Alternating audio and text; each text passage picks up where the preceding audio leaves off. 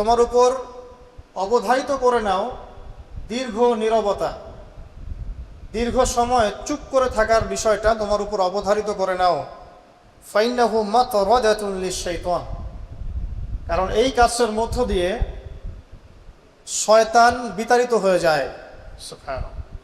ওয়া আউনুন লাকা আলা আমরি দীনিক, দীর্ঘ সময় চুপ থাকলে তোমার দিনের প্রতিটা কাজ করার ব্যাপারে আল্লাহ তোমাকে সাহায্য করবেন, বা দীর্ঘ নীরবতার ব্যাপারটা দিনের প্রতিটা কাজ করার ক্ষেত্রে তোমাকে সহযোগিতা করবে।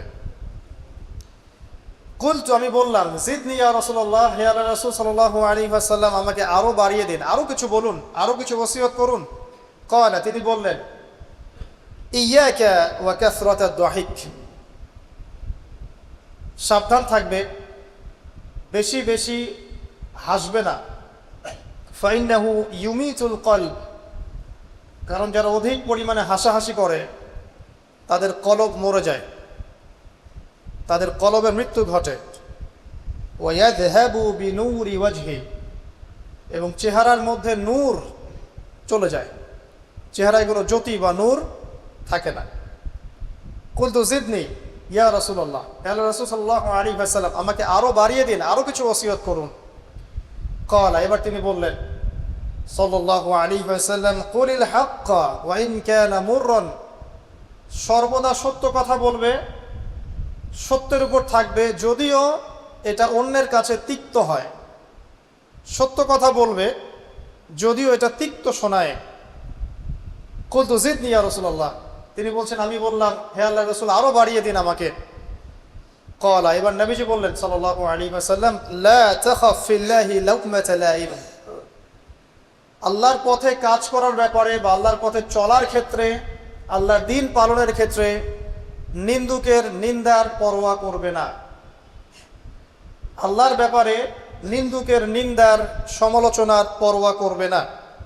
কুলতু জিদনি ইয়া রাসূলুল্লাহ, তিনি বললেন, আমি বললাম যে আরো বাড়িয়ে দিন হে আল্লাহর রাসূল আমার জন্য।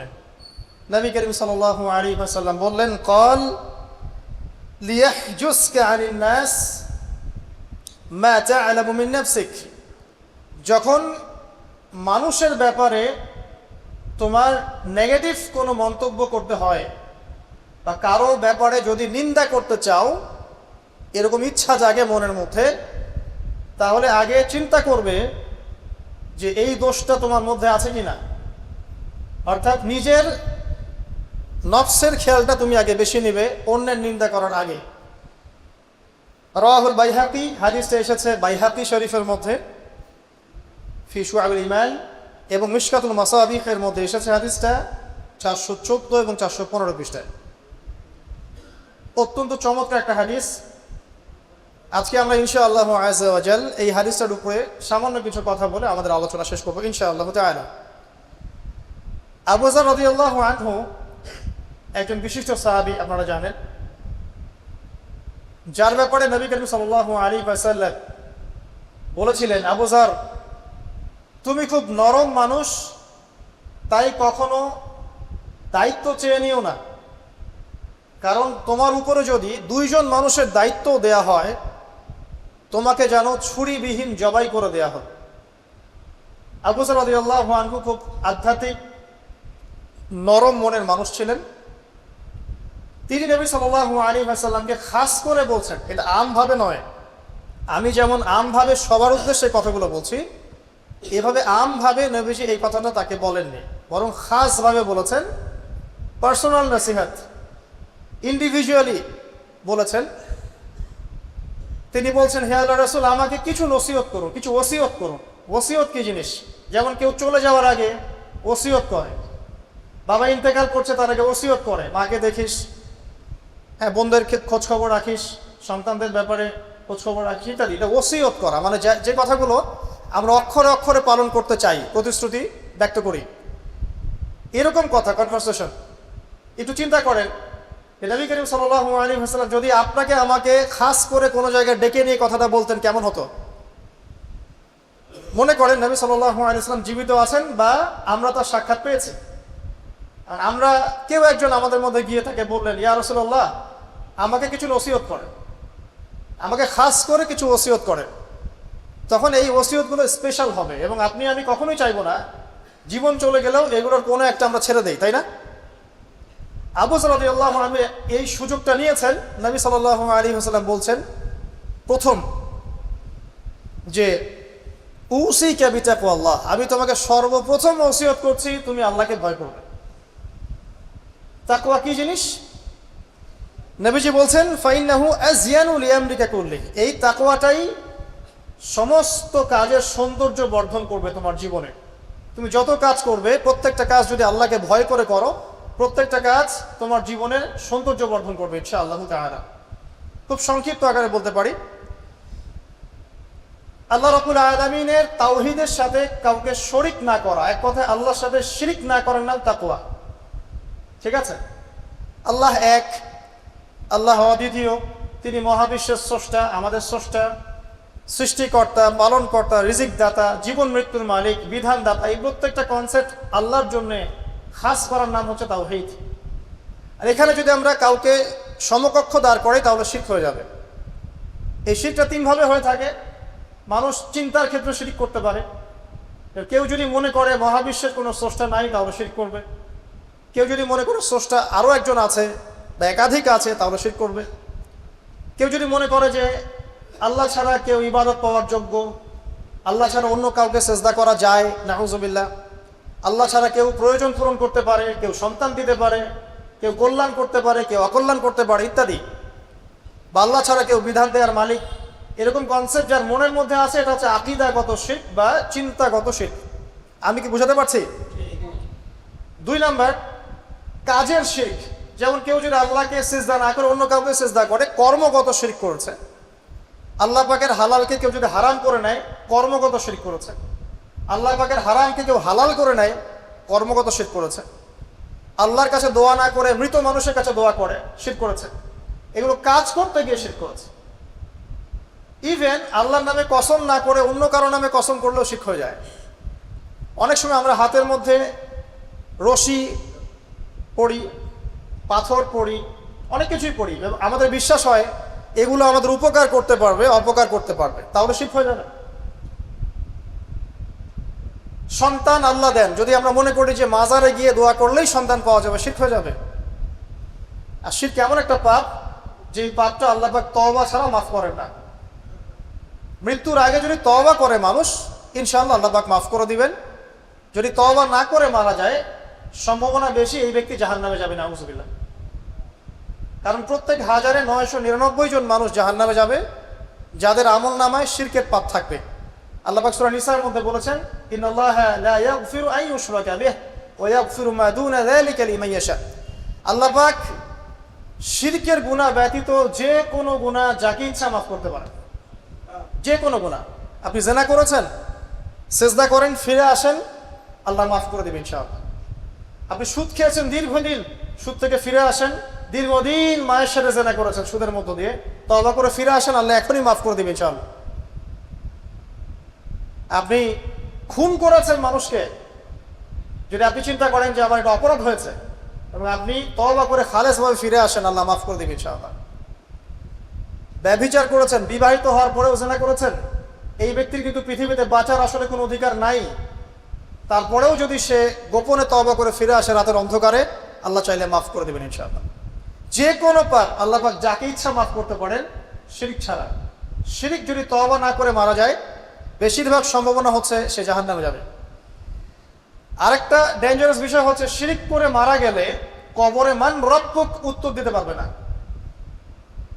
যারা মান রব্বুকে উত্তর দিতে পারবে, নিঃসন্দেহে তারা কখনো শিরক করে নাই, আল্লাহ পাকের তাওহীদের উপরে ছিল। আমরা শিরকের অনেক কিছু বুঝি ঠিকই, আধুনিক একটা শিরক বুঝি না। আধুনিক শিরক এটা কেমন? আল্লাহ পাক যা নাজিল করেছেন, এখানে যে বিধানগুলো আছে এগুলোকে যদি কেউ ডিনাই করে বা এগুলোকে পাশ ফিরিয়ে অন্য কোনো বিধানকে বেটার মনে করে, আল্লাহর বিধানের চাইতে বেটার মনে করে বা সমকক্ষ মনে করে, এটাও শিরক। এটাও শিরক। আল্লাহ পাক কিছু হালাল করেছেন, আমরা যদি মনে করি এটা হারাম, তাহলে শিরক, এটাও শিরক। সূরা তাওবার 31 নম্বর আয়াতটা পড়ে দেখবেন ইনশাআল্লাহ তাআলা। যাই হোক, তাকওয়ার প্রথম স্টেজ হচ্ছে আমাদেরকে শিরক করা যাবে না, তাওহীদে থাকতে হবে ইনশাআল্লাহ তাআলা। 2 নম্বর, আল্লাহ পাকের যত আদেশ আছে এগুলোকে মেনে চলার নাম তাকওয়া। ফর এক্সাম্পল সালাত, সওম, সাদাকা, হজ, উমরা, যাকাত, সত্য কথা বলা, পিতামাতার খেদমত করা ইত্যাদি যতগুলো আদেশ কোরআন এবং সুন্নাহর মধ্যে আছে এগুলোকে মেনে চলা তাকওয়ার পরিচয়। 3 নাম্বার, আল্লাহ পাকের যত নিষেধ আছে এই সমস্ত নিষেধগুলোকে বর্জন করার নামও তাকওয়া। শুধু আদেশ মানলাম, নিষেধ বর্জন করলাম না, এটা আসলে প্রকৃত তাকওয়ার পরিচয় নয়। আজকে আমরা মাশাআল্লাহ সবাই সালাত করেছি, কালকে সকালে যদি আবার সুদি লেনদেন করি আমার মধ্যে তাকওয়া আসলে নাই। বলছিলাম আল্লাহ পাকের নিষেধগুলোকে বর্জন করার নাম তাকওয়া। নামাজ পড়ছি, রোজা রাখছি, যাকাত দিচ্ছি না, এদিকে সুদ খাচ্ছি, হারাম রিলেশনশিপে আছি, বা পরকীয়ায় লিপ্ত আছি, বা মানুষের সম্পদের অধিকার দিচ্ছি না, ব্যবসা করছি। আর ব্যবসা যারা করি আমরা বেশিরভাগই মিথ্যা কথা বলি। আমরা ব্যবসা যারা করি ম্যাক্সিমাম মিথ্যা কথা বলি, মিথ্যা কসম করি, এবং আমাদের এই মিথ্যা কসম আর প্রতারণার কারণে জালেম শাসকের শাসন চাপিয়ে দেওয়া হয় আল্লাহর পক্ষ থেকে। এটা হাদিসে এসেছে। যখন ব্যবসায়ীরা প্রতারণা করবে, মিথ্যা কসম করে পণ্য বিক্রি করবে এবং মাপে কম দিবে, সিন্ডিকেট করবে, তখন আল্লাহর পক্ষ থেকে 2টা আযাব আসে। এক, জালেম পরাশক্তিকে চাপিয়ে দেওয়া হয় যারা এদের উপর জুলুম করবে। 2, সমাজের মধ্যে দুর্ভিক্ষ নেমে আসে। এগুলো নবী সাল্লাল্লাহু আলাইহি ওয়াসাল্লামের কথা, বদলানোর কোনো সুযোগই নেই। আজ হোক আর কাল হোক এগুলো ফলে যাবে ইনশাআল্লাহ তাআলা, যদি না আমরা আমাদের জায়গা থেকে সরে আসি। তো যারা আমরা ব্যবসা করছি অনেকেই মিথ্যা কথা বলি ম্যাক্সিমাম, এবং মনে করি যে ব্যবসা এগুলো মিথ্যা বলা জায়েজ, এটা ব্যবসার অংশ মনে করি আমরা। সৎ ব্যবসায়ী কিয়ামতের দিন নবীগণের সাথে থাকবেন। যারা সৎ ব্যবসায়ী তারা কিয়ামতের মাঠে নবীগণের সাথে হাসর করবেন। ছাঁচে খুঁজে পাবেন না, এখন খুব কম সৎ ব্যবসায়ী পাবেন। যাই হোক, যেটা বলছিলাম ভাই, প্রিয় ভাইয়েরা, যে শুধু আদেশ মানার নাম তাকওয়া নয়, নিষেধটা বর্জন করতে হবে। আমরা নামাজ, রোজা, হজ, যাকাত সবই করছি মাশাআল্লাহ, ব্যবসায়িক জীবনে মাপে কম দিচ্ছি, ইকোনমিক লাইফে সুদ খাচ্ছি। আর পলিটিক্যাল লাইফ নিয়ে আমি কোনো কথা বলতে চাচ্ছি না। সেখানে কতটুকু আল্লাহ আর কতটুকু রাসূল আছেন আল্লাহ ভালো জানেন, আল্লাহ বিচার করবেন। আমি মৌলিক কথাগুলো বলছি। দেখেন, ফ্যামিলিগত ব্যাপারে আপনারা দেখবেন বাহ্যিকভাবে ইসলামের লেবাস পোশাক আছে ঠিকই, বাট ভিতরে অরিজিনাল ইসলাম নাই। দেখবেন পরিবারে, ম্যাক্সিমাম পরিবারে দেখবেন পর্দা নাই, নামাজি ব্যক্তির খুব অভাব। আর নামাজের চিন্তা হলে আপনাকে ফজরের জামাতে আসতে হবে। নামাজের চিন্তা হলে আপনাকে ফজরের জামাতে আসতে হবে। এই মসজিদেই আজকে ফজরে আসবেন, দেখবেন এই যে মুসল্লি যারা বসে আছেন তাদের 50%ই নাই, ইল্লা মাশাআল্লাহ। তো আমরা পার্সিয়ান ইসলাম ফলো করছি, কিছু মানছি কিছু মানছি না। আল্লাহ বলছেন এটা না, পরিপূর্ণরূপে ইসলামে প্রবেশ করো, এবং এটার নাম তাকওয়া। উসিকুম বিতাকওয়াল্লাহ, আমি তোমাকে আল্লাহর তাকওয়া, আল্লাহকে ভয় করার ওসিয়ত করছি, খাস করে অনুরোধ করছি, ওসিয়ত করছি। আদেশ মানার নাম যেমন তাকওয়া, নিষেধ বর্জনের নাম তাকওয়া। শুধু আদেশ মানলেই হবে না, নিষেধগুলো বর্জন করার চেষ্টা করতে হবে। আমরা এই জায়গাটাতেই সমস্যায় ভুগছি। আদেশ আমরা অনেকেই পালন করতে পারি, আলহামদুলিল্লাহ, নামাজ পড়তে পারি, রোজা রাখতে পারি, অনেকে যাকাত দেই মাশাআল্লাহ, সাদাকা করি, দান সাদাকা করি, ইসলামের প্রতি ভালোবাসা আছে, আল্লাহ এবং তার রাসূলকে মহব্বত করি, কিন্তু হারাম রিলেশনশিপ ছাড়তে পারছেন না। দেখবেন অ্যাফেয়ার ছাড়তে পারছেন না, ফ্রি মিক্সিং ছাড়তে পারছেন না, রিবা ছাড়তে পারছেন না, আপনার পরকীয়া ছাড়তে পারছেন না, অহেতুক এই যে নোংরা অপসংস্কৃতি ছাড়তে পারছেন না। খেয়াল করে দেখেন, স্মোকিং ছাড়তে পারছেন না, মাদকদ্রব্য সেবন ছাড়তে পারছেন না, বাট আপনি ইসলামকে ভালোবাসেন, আল্লাহকে ভালোবাসেন, রাসূলকে ভালোবাসেন। এইটাই মূল সমস্যা আমাদের এখানে, আমি ফিল করি। আল্লাহ পাক আমাদের সবাইকে আদেশ মানার সাথে সাথে নিষেধ বর্জন করার তৌফিক দান করুন, আমিন। 4, আল্লাহ রাব্বুল আলামিনকে হাজির এবং নাজির জানার নাম তাকওয়া। হাজির নাজির কেমন? যে আমার জীবনের প্রতিটা স্টেপ আল্লাহ পাক দেখছেন এবং শুনছেন।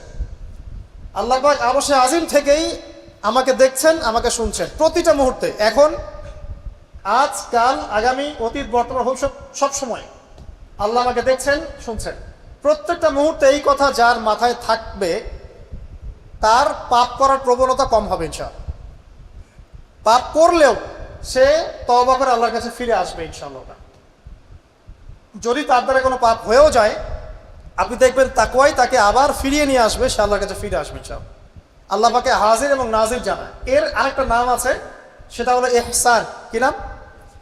হাদিসে জিবরিল নামে একটা হাদিস আছে, সহিহ বুখারী সহিহ মুসলিমের 9 নম্বর হাদিস আর মিশকাতুল মাসাবি 2 নম্বর হাদিস। ইহসান কি জিবরাইল আলাইহিস সালাম নবী সাল্লাল্লাহু আলাইহি ওয়াসাল্লামকে জিজ্ঞাসা করেছিলেন। তিনি বলছেন, আন তা'বুদাল্লাহা কাআন্নাকা তারাহ ফাইন লাম তাকুন তারাহু ফাইন্নাহু ইয়ারাক। তুমি এমন ভাবে আল্লাহর ইবাদত করবে যেন তুমি আল্লাহকে দেখছো।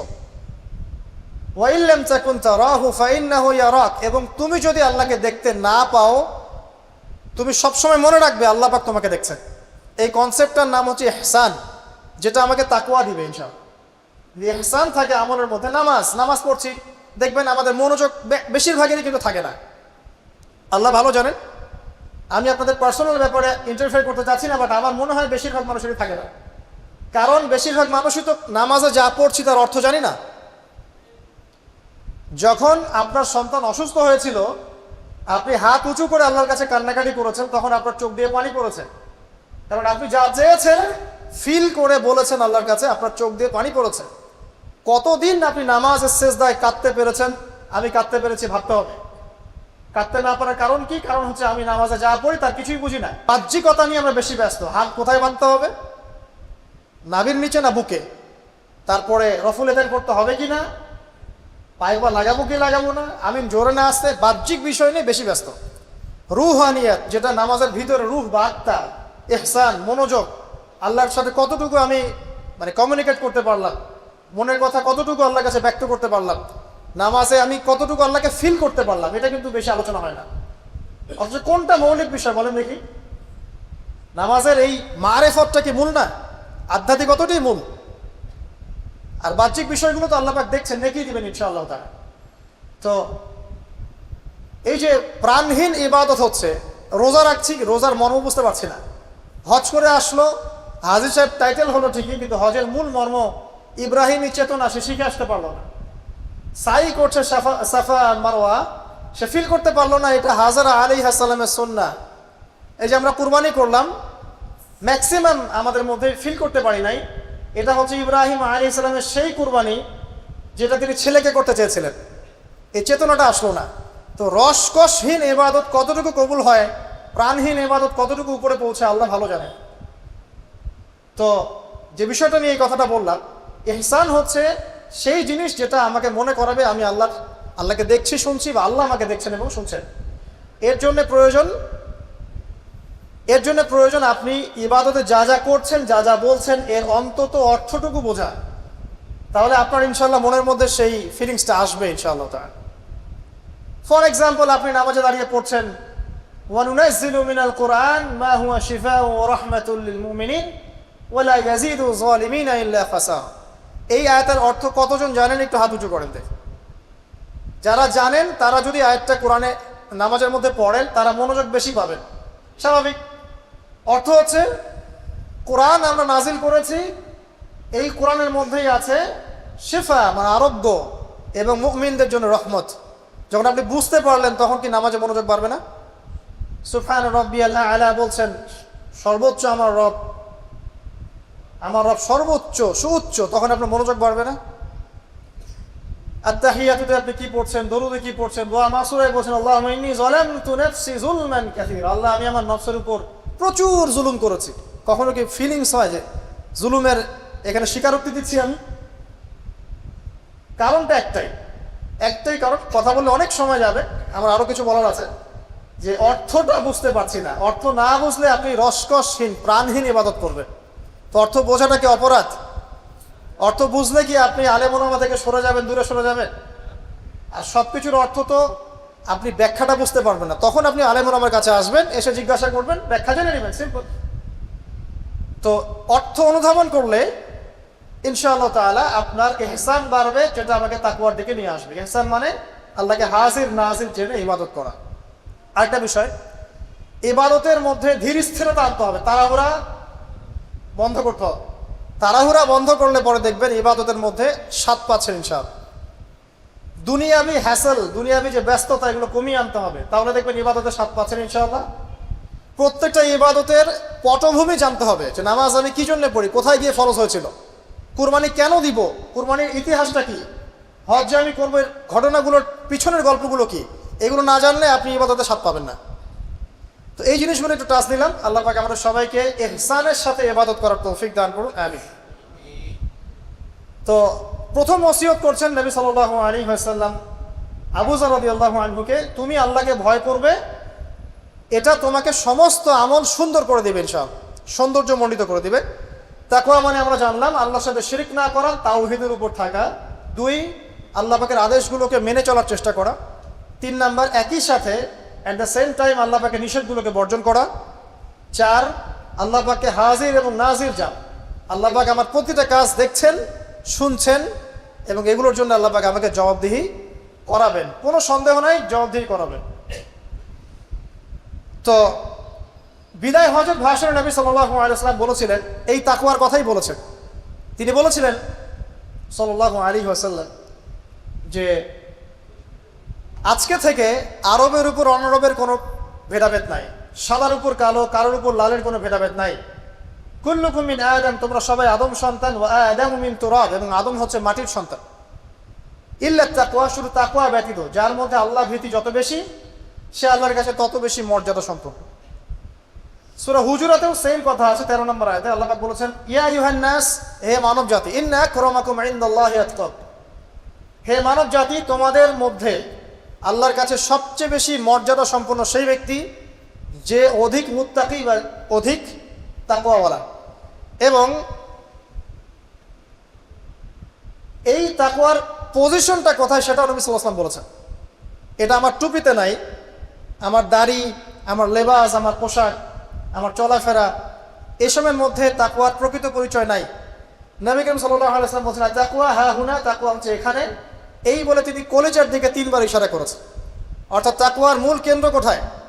আপনার কলবে। আর কলব সংক্রান্ত একটা কথা কিন্তু হাদিসের মধ্যে আসবে একটু আগে। কিছু একটা কাজ করলে কলবটা মরে যাবে, সে কাজটা কি?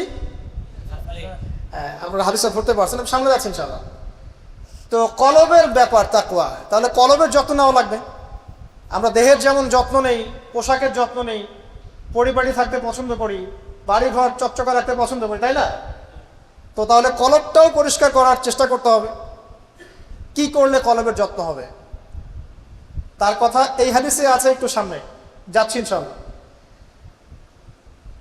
আমি ওই হাদিসের বাইরে কিছু কথা বলছি। কলবের যত্ন, বেশি বেশি মৌতের স্মরণ এবং পরকালের ফিকির কলবকে জিন্দা করবে ইনশাআল্লাহ।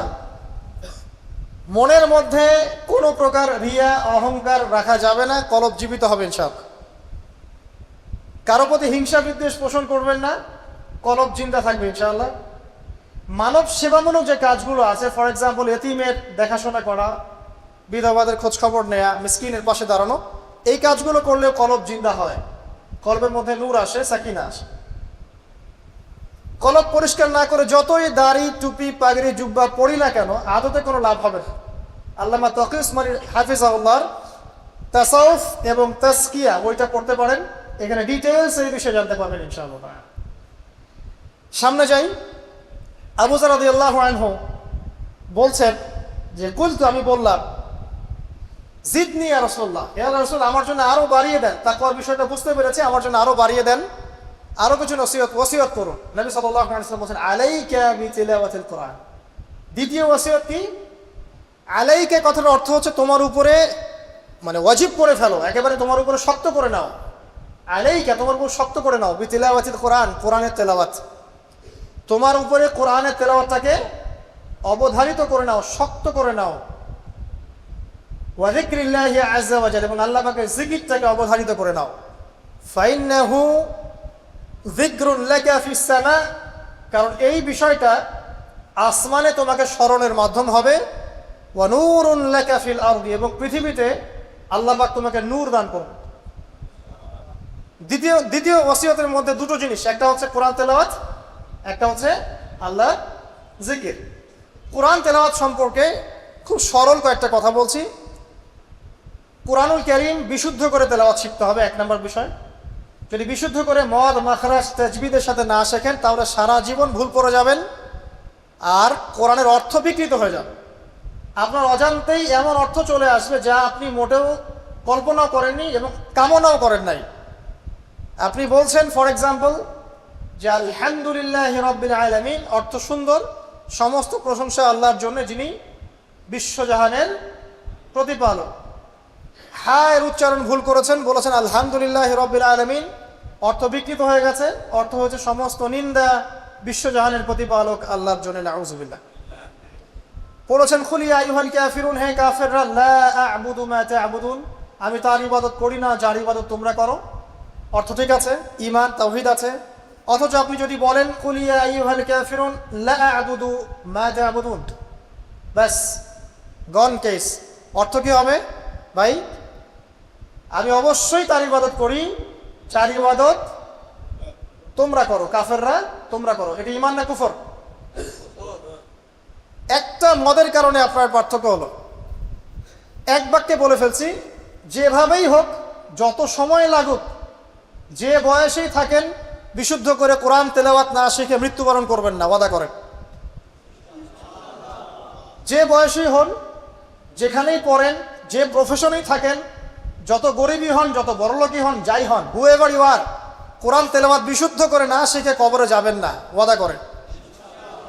সারা জীবনে যা করেছেন, যত কিছু শিখেছেন, আপনার সায়েন্স, আপনার আর্টস, আপনার commerce, medical science, engineering, BCS cadre, যা কিছু করেছেন, সব কিছু বৃথা হয়ে যাবে যদি পরকালে আপনি পুলসিরাত পার হতে না পারেন। আর আল কোরআনুল হুজ্জাতুন লাকা ওয়া আলাইক, কোরআন হয় তোমার পক্ষে দলিল হবে, না হলে বিপক্ষে। যারা কোরআন বিশুদ্ধ করে তিলাওয়াতও করতে শিখছে না, কোরআন কি তার পক্ষে দলিল হবে বলে মনে হয়? আল্লাহ পাক আমাদের সবাইকে তৌফিক দান করুন, আমিন। তেলাওয়াতটা অ্যাটলিস্ট তেলাওয়াতটা শেখেন। অর্থ বোঝেন আর নাই বোঝেন, আমি আবারও স্পষ্ট করেই বলছি, স্পষ্ট করে বলার পরেও কিছু মানুষের কেন জানি চুলকানি থামে না, আমি জানি না, তবে এটা নিয়ে আমার মাথা ব্যথা নাই। আমি স্পষ্ট করে আবারও বলছি, কোরআন বিশুদ্ধ করে তেলাওয়াত করলে প্রত্যেক হরফে 10 নেকি পাবেন। কোরআন আপনার পক্ষে সুপারিশ করবে ইনশাআল্লাহ, আল্লাহ আপনাকে নূর দিবেন, ঠিক আছে? এবং কোরআনের সুপারিশ কবুল করা হবে, আল্লাহ পাক আপনাকে জান্নাত দিবেন ইনশাআল্লাহ। এবং আলিফ লাম মিম পড়লে 30 নেকি হয়ে যায়, 3 নেকি বা 10 নেকি না, আলিফ লাম মিম পড়লে 3টা হরফে 30 নেকি হয়ে যায়।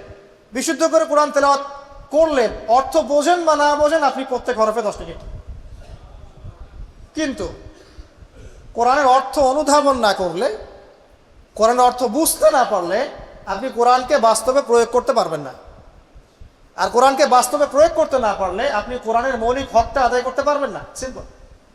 তাই অর্থ না বুঝে যদি সারা জীবন কোরআন তেলাওয়াত করে যাই, কোরআন তেলাওয়াতের নেকি হবে ঠিকই, প্রত্যেক হরফে 10 নেকি হবে ঠিকই, কোরআন আমরা পক্ষে সুপারিশও করতে পারে, বাট কোরআনের প্রকৃত হকটা দুনিয়াতে আদায় হয়নি।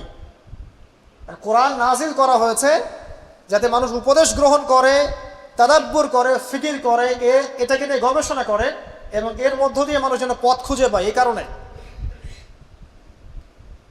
আপনার স্কুল, কলেজ, ইউনিভার্সিটিতে যা পড়ছেন, এগুলো সব যদি ফার্সি ভাষায় হতো, বা টার্কিশ ভাষায় হতো, বা ধরেন রাশিয়ান ভাষায় হতো, এবং আপনি এগুলো অর্থ জানেন না, শুধু পড়েন আর মুখস্থ করেন, তাহলে কি আপনি আদৌ পরীক্ষায় পাস করতে পারবেন?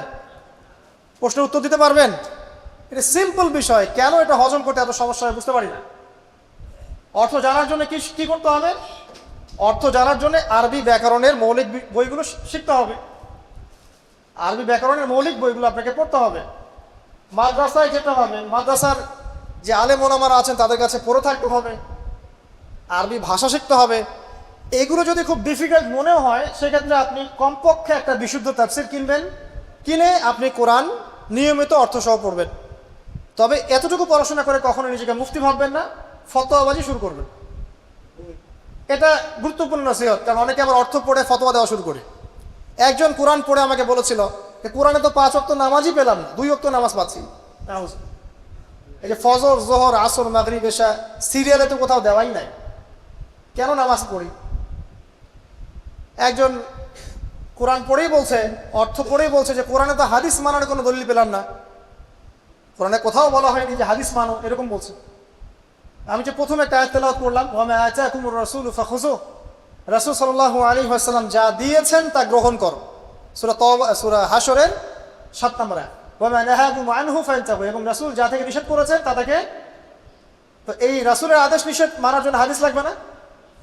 তাহলে কোরআন পড়ে হাদিসের দলিল না পাওয়ার কারণ কি? কারণ সে খালি কাট পেস্ট প্রোটেস্ট্যান্ট ভার্সনে কোরআন পড়েছে, অর্থটা তাফসীরটা সে ঘেটে দেখে নেয়। অর্থ পড়েন, উৎসাহিত করছি, তবে ফতোয়াবাজি করতে যাবেন না। আপনি যেটা বুঝবেন না আলেম ওলামার কাছে গিয়ে অবশ্যই জিজ্ঞাসা করে অর্থ ব্যাখ্যা জেনে নেবেন। ফাসআলু আহলা যিকরি ইন কুনতুম লা তা'লামুন, তোমরা জ্ঞানীদেরকে জিজ্ঞাসা করবে যদি সেই বিষয়ে তোমাদের জ্ঞান না থাকে। তো আবু যর রাদিয়াল্লাহু আনহুকে নবী সাল্লাল্লাহু আলাইহি ওয়াসাল্লাম বলছেন তিলাওয়াত, কোরআন তেলাওয়াতটাকে ওয়াজিব করে নাও নিজের উপরে। তো আমরা কি কমপক্ষে প্রতিদিন একটা করে সূরা পড়তে পারি না ভাই? কমপক্ষে একটা পৃষ্ঠা পড়তে পারি না? যারা আরেকটু বেশি পড়ি 5 পৃষ্ঠা, আরেকটু বেশি পড়ি 10 পৃষ্ঠা। হাফেজি কোরআনে 600 পৃষ্ঠা আছে। এই 600 পৃষ্ঠাকে আপনি 30 পারায় ভাগ করেন, প্রত্যেক পারায় 20 পৃষ্ঠা, এক পারায় 20 পৃষ্ঠা। তো আমি সকালবেলা ঘুম থেকে উঠে কি অর্ধেক পারা করে পড়তে পারি 10 পৃষ্ঠা? যারা একটু ভালো জোরে পড়তে পারি, ফ্লুয়েন্সি আছে, তারা এক পারা করে পড়তে পারি। প্রতিদিন এক পারা করে পড়লে প্রতি মাসে আপনি একটা করে খতম দিতে পারবেন। আচ্ছা, না পারেন, প্রতিদিন 10 পৃষ্ঠা করে যদি পড়েন তাহলে 2 মাসে একটা খতম হবে, পারা যাবে? তাও না পারেন, প্রতিদিন 5 পৃষ্ঠা করে পড়েন, 4 মাসে একটা খতম হবে, বছরে 3টা খতম। কম নাকি? অনেক। এতটুকু যদি করেন আলহামদুলিল্লাহ। কোরআন গবেষণা আসার আগে আপনাকে আগে তিলাওয়াত বিশুদ্ধ করে করা শিখতে হবে এবং নিয়মিত তেলাওয়াত করতে হবে, তারপরে গবেষণার বুঝ আল্লাহ পাকের পক্ষ থেকে আসবে ইনশাআল্লাহ। এত সহজে আসবে না। আল্লাহ আমাদেরকে নিয়মিত কোরআন তেলাওয়াত করার তৌফিক দান করুন, আমিন। অনেক কোর্সও এখন বের হয়েছে যেগুলোর মধ্য দিয়ে খুব সহজেই কোরআনের অর্থ আপনি শিখতে পারেন। আপনি আরবি ব্যাকরণ শিখতে পারেন, আরবি ভাষা শিখতে পারেন, হ্যাঁ, কোরআনিক গ্রামার শিখতে পারেন, বা বিশুদ্ধ করে মদ মাখরাজের সাথে কোরআন শিখতে পারেন। অনলাইনেও আছে, অফলাইনেও আছে। কিভাবে শিখবেন আমি জানি না, কার কাছে যাবেন আমি জানি না। এতটুকু জানি, আমি আপনাকে ওসিয়ত করতে চাই যে মৃত্যুর আগে কমপক্ষে একটা বার কোরআনটা অর্থসহ পড়েন, আর অবশ্যই বিশুদ্ধ করে কোরআন তেলাওয়াত করতে শেখেন। আপনি যে বয়সেরই হন, যে পেশারই হন, আর যেখানকার মানুষই হন না কেন, আল্লাহ পাক তৌফিক দান করুন। আরেকটা বলা হয়েছে ওয়া যিকরুল্লাহি আযজা ওয়া জাল, এবং আল্লাহ পাকের জিকির। এই দুটো করলে আসমানে তোমাকে স্মরণ করা হবে এবং জমিনে আল্লাহ পাক তোমাকে নূর দিবেন। আল্লাহর জিকির কি? আল্লাহকে স্মরণ করা। সবচেয়ে সেরা জিকির নামাজ। সবচেয়ে সেরা জিকির কি? নামাজ। তারপরে সেরা জিকির কোরআন তেলাওয়াত। কোরআনকে আল্লাহ পাক জিকির বলেছেন, ইন্না নাহনু নাযালনা যিকরা ওয়া ইন্না লাহু লাহাফিজুন। আমি কোরআনকে বা এই জিকিরকে নাজিল করেছি, আমি একে হেফাজত করব ইনশাআল্লাহ। এছাড়া জিকির বলতে আমরা আসলে যা বুঝি এগুলো খুব শর্ট করে বললে, প্রত্যেক দিন কিছু মাসনুন দোয়া কালাম আছে যেগুলো পড়লে আপনার জিকিরের হকটা আদায় হয়ে যাবে। খুব সহজ। 100 বার সুবহানাল্লাহ পড়লে 1000 নাকি হবে, পারা যাবে না? এটা আপনি ড্রাইভ করতে করতে পড়তে পারেন, হাঁটতে চলতে পড়তে পারেন, মা বোনরা রান্না বান্না করতে করতে করতে পারেন। এটার জন্য আলাদা করে ওযু করে বসতে হবে জরুরি না, ওযু শর্তও না। আপনি চলতে ফিরতে কাজটা করতে পারেন, ইস্তেঞ্জা করা বাদ দিয়ে ওখানে বসে বসে আবার এটা করেন, ঠিক আছে? ওকে। 100 বার আলহামদুলিল্লাহ পড়া যাবে না, 100 বার আল্লাহু আকবার পড়া যাবে না, লা ইলাহা ইল্লাল্লাহ 100 বার পড়া যাবে না। খুব সহজ। বা সকালবেলা অ্যাটলিস্ট আপনি একটা বার পড়লেন আয়াতুল কুরসি, একবার পড়লেন সাইয়্যিদুল ইস্তিগফার। সাইয়্যিদুল ইস্তিগফার একবার পড়লে ওই দিন যদি সে ব্যক্তি মারা যায় তাহলে জান্নাত। মাগরিবের ওয়াক্তে পরে ফজর হওয়ার আগে যদি মারা যায় জান্নাত ইনশাআল্লাহ। এরকম অনেক দোয়া আছে। আউযু বিকালিমাতিল্লাহি তাম্মাতি মিন শাররি মা খালাক পড়বেন ইনশাআল্লাহ। কোনো অদৃশ্য দৃশ্যের অনিষ্ট আপনাকে স্পর্শ করবে না ইনশাআল্লাহ। জিন ভূত, জিন শয়তান, জাদু টোনা, চোখ লাগা, বদনজর কোনো কিছুই কাজ করবে না ইনশাআল্লাহ। এগুলো নিয়ে এখন অনেক রোগী দেখেন না, জিনগ্রস্ত রোগী, সেহেরা রোগী, মাজনুন হয়ে যাচ্ছে, পাগল, মেন্টালি ডিপ্রেসড, মানসিকভাবে। এখন তো বেশিরভাগ মানুষ মানসিক রোগী, ফিজিক্যাল রোগী কম, মানসিক রোগী বেশি। আর এখন এমন এমন জেনারেশন তৈরি হচ্ছে, এরা ক্রেজি, এরা হচ্ছে মানসিকভাবে বিকলাঙ্গ। পরীক্ষা করতে চান, সবার হাত থেকে স্মার্টফোন কেড়ে নেন, ইন্টারনেট কানেকশন বন্ধ করে গ্রামে পাঠিয়ে দেন, 1 মাসের মধ্যে সব পাগল হয়ে দেশে ফিরে আসে, পাগল হয়ে যাবে। ইন্টারনেট কানেকশন নাই, স্মার্টফোন নাই, দেখবেন পাগল, ক্রেজি হয়ে যাবে। যাই হোক, আল্লাহ পাক আমাদেরকে হেফাজত করুন। জিকির বাড়িয়ে দেন। একটা জিকির আছে, সুবহানাল্লাহি ওয়া বিহামদিহি আদাদা খালকিহি ওয়া রিদা নাফসিহি ওয়াজিনাতে আরশিহি ওয়া মিদাদা কালিমাতি। যে ব্যক্তি এটা 3 বার পড়বে, ফজরের পর থেকে নিয়ে সূর্য ওঠা পর্যন্ত বসে বসে যদি আল্লাহ জিকির করতেন, যে নাকি হতো এতটুকু পড়লে সে নাকি হয়ে যাবে ইনশাআল্লাহ। আপনি যদি প্রতিদিন হজ করতে চান, উমরা করতে চান, ইশরাকের নামাজ পড়বেন, জামাতে ফজর পড়ার পর একটা হজ একটা উমরার নেকি পাবেন ইনশাআল্লাহ। অনেক জিকির আছে, আমি শর্ট করে বলে দেই। হিসনুল মুসলিম একটা বই আছে, কি নাম? হিসনুল মুসলিম। এই বইয়ের মধ্যে সব জিকির দেয়া আছে, বিশুদ্ধ সনদে আছে, কোনো সমস্যা নাই। এই জিকির আজকারগুলো বাড়িয়ে দেন। আল্লাহ পাক বলছেন আসমানে তোমাকে স্মরণ করা হবে এবং পৃথিবীতে আল্লাহ পাক তোমাকে নূর দান করবে। সব আসমানেও যে স্মরণ করা যায়, এটা তো এখন আপনারা বোঝার কথা। এখন তো এই পিকচারগুলো বের হয়ে আসছে, আপনাকে কত হাজার কত বছর আগের পিকচার দেখানো হচ্ছে না? আচ্ছা, ওখান থেকে পৃথিবীকে দেখতে এরকমই লাগবে। ওখানে গিয়ে যদি দেখা যায় ওখানেও কোনো রশ্মি ধরা পড়েছে, ওরাও পৃথিবীর এত হাজার বছর আগের অতীত দেখবে। যে সূর্যকে আপনি দেখেন, এটা এখনকার সূর্য নয়। যে সূর্য ডুবছে, যেটা আপনি দেখছেন, এটা ওই সময়ের সূর্য নয়, এটা 8 মিনিট 20 সেকেন্ড আগের সূর্য। আমরা আসলে বর্তমান দেখি না, আমরা অতীত দেখি। আমরা মহাকাশে আসলে বর্তমান দেখি না, অতীত দেখি। এই পুরো জিনিসটা, এই যে বিজ্ঞানের জয় জয়কার বলা হচ্ছে না, এটা নিয়ে ইনশাল্লাহ আমি একটা লেকচার দিব ইনশাআল্লাহ তাআলা, ভেরি রিসেন্টলি ইনশাআল্লাহ। এখানে অন্য একটা মেসেজ আছে। এই পুরো বিষয়টা আপনাকে আরো কিছু বিষয় বোঝাচ্ছে। তার মধ্যে প্রথমটা কি জানেন? পরকালের অস্তিত্ব। পরকালের অস্তিত্ব এখন বললে জটিল হয়ে যাবে, আমি এদিকে যাচ্ছি না। এই পুরো আবিষ্কারটাই পরকালের অস্তিত্ব আপনাকে বোঝাচ্ছে এবং আল্লাহ পাক যে টাইম ফ্রেমের ঊর্ধ্বে অবস্থান করছেন এটা আমাদেরকে বোঝাচ্ছে। এটার হাদিসও আছে। যা আবিষ্কার করা হয়েছে এগুলো প্রথম আসমানের বিষয়। এরকম আরো 2, 3, 4, 5, 7টা আসমান আছে এবং সপ্তম আসমানের উপরে আছে মহাসাগর, তার উপর আছে কুরসি, তার উপর আরশে আজিম, তার উপরে আল্লাহ রাব্বুল আলামিন। আল্লাহ পাক এই টাইম ফ্রেমের ঊর্ধ্বে, আল্লাহ পাকের কাছে সবই অতীত, সবই বর্তমান, সবই ভবিষ্যৎ, এগুলো ঊর্ধ্বে আল্লাহ পাক। অতীত বর্তমান ভবিষ্যৎ আল্লাহ পাককে গ্রাস করতে পারে না। আল্লাহ পাক এগুলো ঊর্ধ্বে আছেন। অনেক ব্যাপার আছে, ইনশাআল্লাহ এটা নিয়ে আমি পরে কথা বলব, আজকে না। তো যাই হোক, আসমানে আপনাকে স্মরণ করা হবে, তার মানে আসমানেও আল্লাহ পাকের সৃষ্টি আছে যারা আপনাকে স্মরণ করবে। আল্লাহ পাক আপনাকে স্মরণ করবে ইনশাআল্লাহ। এবং পৃথিবীতে আপনাকে নূর দেওয়া হবে। নূর মানে কি? আলো। আলো কখন লাগে? যখন অন্ধকার দূর করতে হয়। এই তো, অন্ধকার দূর করতে আলো লাগে। পৃথিবীতে অন্ধকার আছে? এখানে অন্ধকার বলতে কি বোঝানো হয়েছে? রাতের অন্ধকার? জাহেলিয়াতের অন্ধকার। কিসের অন্ধকার? চারিদিকে জাহিলিয়াত নাই? সুদ, ঘুষ, জেনা, ব্যভিচার জাহিলিয়াত দিয়ে ভর্তি না? এই জাহেলিয়াত দূর করতে হলে আপনার টর্চ লাইট লাগবে, নূর লাগবে। সেই নূর আল্লাহ পাক আপনাকে দিবেন যদি আমি কোরআন তেলাওয়াত করি এবং আল্লাহর জিকির বাড়িয়ে দিই। আল্লাহ পাক আমাদেরকে সবাইকে নূর দান করুন, আমিন।